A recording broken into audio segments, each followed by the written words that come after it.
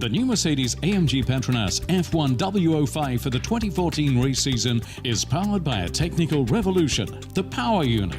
The PU106A hybrid combines a turbocharged direct injection V6 engine with an advanced hybrid energy recovery system to become the most advanced power unit in the history of Formula 1.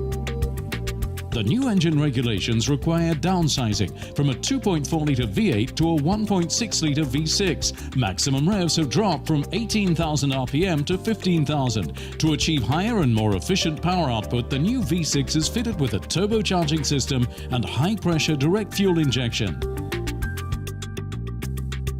This turbocharger uses the otherwise wasted exhaust gas to push more fresh air into the combustion chamber for enhanced fuel efficiency.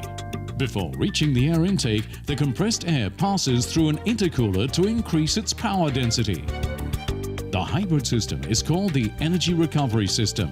It has two electrical devices called motor generator units and the battery called the energy store. The MGU-K that harvests braking energy like the previous KER system, and the MGU-H, which is harvesting the turbo energy. Both send power to the energy store when working as generators, and when deployed act as motors fed by the battery or each other's energy.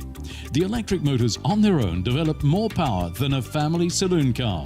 It's the most advanced hybrid system yet seen in a race car.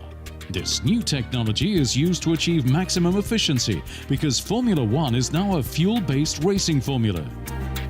Each driver has a race fuel allowance of 100 kilograms from lights to flag, compared to around 150 kilograms in 2013. To meet this challenge, Mercedes-Benz partner Petronas has developed tailor-made fluid technology solutions with oil and fuel that are matched molecule by molecule to the engine's performance needs. The result is that the new power unit gets over 30% more power out of every drop of fuel than the previous generation V8. 2014 will mark the beginning of a fascinating new chapter of